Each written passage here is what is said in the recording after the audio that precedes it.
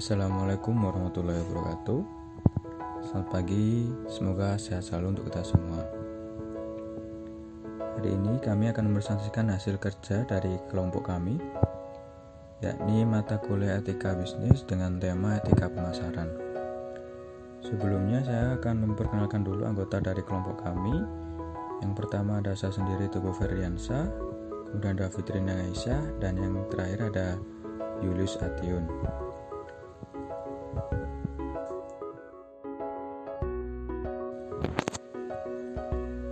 Yang pertama ada etika.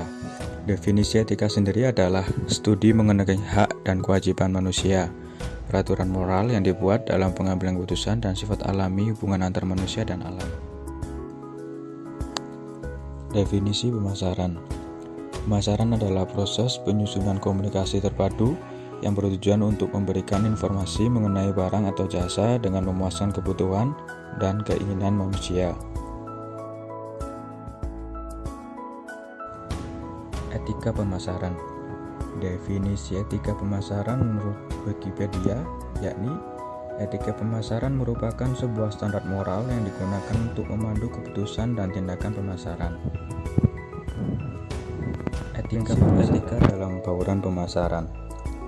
Prinsip etika dalam bauran pemasaran di Indonesia dapat dilihat dalam Etika Para Wira Indonesia atau yang disebut dengan EPI yang berisikan ketentuan-ketentuan normatif yang menyangkut profesi dan usaha periklanan yang telah disepakati untuk dihormati, ditaati, dan ditegakkan oleh semua asosiasi dan lembaga pengembangannya. Lembaga penegak etika ialah organisasi independen dan nirpanmong yang bertugas dan berwenang untuk menegakkan etika periklanan dan bernaung di bawah Dewan Periklanan Indonesia atau Asosiasi Pengemban EPI atau Etika Pariwara Indonesia. Etika pemasaran dalam konteks promosi. Promosi sangat diperlukan untuk dapat membuat barang yang diproduksi menjadi diketahui oleh publik. Dalam promosi diperlakukan etika-etika yang mengatur bagaimana cara promosi yang baik dan benar, serta tidak melanggar peraturan yang berlaku. Etika ini juga diperlukan agar dalam berpromosi tidak ada pihak-pihak yang dirugikan oleh teknik promosi tersebut. Di bawah ini beberapa unsur pada etika pemasaran dalam promosi. Yang pertama, sebagai sarana menyampaikan informasi yang benar dan objektif. Sebagai sarana untuk membangun image positif, tidak ada unsur memanipulasi atau memperdaya konsumen, selalu berpedoman pada prinsip-prinsip kejujuran dan tidak mengecewakan konsumen. Berikut ini adalah prinsip-prinsip etis dalam iklan. Iklan tidak boleh menyampaikan informasi yang palsu dengan maksud memperdaya konsumen, seperti yang saya sebutkan tadi di unsur pada etika pemasaran dalam promosi. Selanjutnya, iklan wajib menyampaikan semua informasi tentang produk yang diiklankan. Iklan tidak boleh mengarah kepada pemaksaan, dan yang terakhir, iklan tidak boleh mengarah pada tindakan yang bertentangan dengan moralitas. Selanjutnya, etika periklanan di Indonesia. Etika periklanan di Indonesia diatur dalam Etika Para Wira Indonesia atau disingkat dengan EPI. EPI menyusun pedoman tata krama periklanannya melalui dua tatanan. Yang pertama ada tata krama atau Code of Conduct. Tata krama atau Code of Conduct yakni metode penyebarluasan pesan periklanan kepada masyarakat yang bukan tentang unsur efektivitas, estetika, dan seleranya. Adapun ketentuan yang dibahas meliputi yang pertama yakni tata krama isi iklan, yang kedua tata krama raga iklan, yang ketiga tata krama pemeran iklan, dan yang terakhir tata krama wahana iklan. Yang kedua ada tata cara atau Code of Practice, yaitu hanya mengatur praktek usaha para pelaku periklanan dalam memanfaatkan ruang dan waktu iklan yang adil bagi semua pihak yang saling berhubungan. Ada 3 asas yang menjadi dasar oleh EPI, yaitu pertama, jujur, benar, dan bertanggung jawab. Yang kedua, bersaing secara sehat. Yang ketiga, melindungi dan menghargai halayak, tidak merendahkan agama, budaya, negara, dan golongan, serta tidak bertentangan dengan hukum yang berlaku. Berikutnya adalah jurnal implementasi materi. Yang pertama, jurnal nasional. Judul artikel Implementasi Etika Bisnis Islam dalam Pemasaran. Penulis Jumi Atika. Jurnal tersebut berisi tentang landasan etika bisnis Islam dalam periklanan. Landasan etis tersebut dapat dikemukakan bahwa yang pertama, berbisnis bukan hanya mencari keuntungan, tetapi itu harus diniatkan sebagai ibadah kita kepada Allah SWT. Selanjutnya, sikap jujur. Sikap toleransi antara penjual dan pembeli. Tekun atau istiqomah dalam menjalankan usaha. Lalu berlaku adil dan melakukan persaingan sesama pembisnis dengan baik dan sehat. Agar periklanan tidak menyalahi batas-batas etika, sangat diperlukan pengontrolan terhadap iklan-iklan dalam media massa.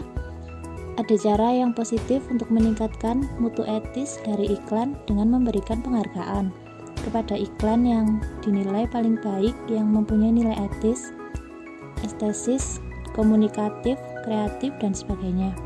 Sehingga para pelaku iklan akan lebih memperhatikan tampilan promosi mereka terhadap konsumen.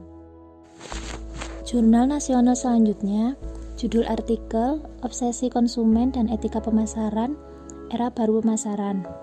Penulis Retno Susanti. Jurnal tersebut membahas mengenai sikap perusahaan saat ini yang sudah seharusnya membuka dan memasuki era baru, yang menjadi tonggak akhir dari cerita paradigma pemasaran lama. Berbagai perilaku etis yang dikembangkan oleh pemasar akan membawa mereka meniti menjadi pemenang dalam memperjuangkan kehidupan baru yang penuh harapan bagi konsumen dan pemasaran. Berarti pula bahwa akan tercapai obsesi konsumen dan etika pemasaran yang selama ini menjadi impian bisnis. Di era baru ini, semua seharusnya merupakan babak baru bagi konsumen dan pemasar dalam mengarungi interaksi bisnis bersama. Menjadi partner dalam bisnis, bukan bisnis bagi partner. Dengan demikian, bisa diperkirakan bahwa kita semua akan mencapai harapan baru dan keinginan yang lebih baik di masa mendatang. Jurnal nasional selanjutnya, yang ketiga, judul artikel Etika Periklanan Indonesia dari Segi Teori Kritis. Penulis Sirajul Rahman, Stefani Made Ayu. Dalam persoalan kode etik sebenarnya dapat diatasi bila kode etik periklanan tersosialisasikan dengan baik di kalangan praktisi periklanan, khususnya agensi dan masyarakat. Khusus untuk agensi, sosialisasi perlu ditanamkan agar menghindar ketidaktahuan mereka dalam membuat iklan yang melanggar kode etik. Hal ini penting mengingat maraknya pertumbuhan TV lokal yang akan menayangkan iklan yang berkonten lokal agensi kecil yang juga patut mengetahui kode etiknya.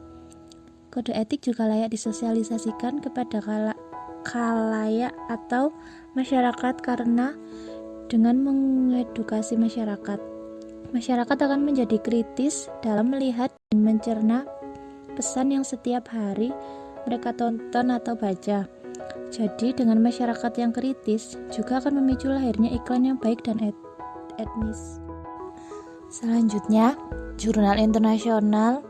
Yang pertama, judul artikel Marketing and Advertising Etika Stands Towards Customer. Penulis Sarah Al-Seha. Berdasarkan tinjauan literatur tentang sikap etis di bidang pemasaran, khususnya iklan, terungkap bahwa kegiatan pemasaran yang tidak etis, iklan palsu, serta taktik menipu memiliki dampak besar pada perubahan perilaku manusia. Namun, dampak dari iklan palsu belum dilakukan secara terpisah di masa lalu. Penting untuk mempelajari iklan yang menipu dan mempengaruhinya secara terpisah pada anak-anak, orang dewasa, dan wanita. Ini penting karena perbedaan persepsi iklan di tahap perkembangan mantu. Jurnal internasional yang kedua, judul artikel Advertising Ethnic. Penulis Mrs. Sebita. Etika dalam periklanan berarti seperangkat prinsip yang jelas yang mengatur cara-cara komunikasi yang terjadi antara penjual dan pembeli. Etika adalah fitur terpenting dari industri periklanan. Meskipun ada banyak manfaat dari periklanan, tetapi kemudian ada beberapa poin yang tidak sesuai dengan norma etika periklanan. Jurnal internasional selanjutnya, judul artikel An Overview and Analysis of Marketing Ethics. Penulis Kanner Dinser dan Banu Dinser. Meningkatnya harapan pelanggan, perubahan harapan karyawan, undang-undang dan tekanan pemerintah, dimasukkannya kriteria sosial oleh investor, dan perubahan praktik pengadaan bisnis.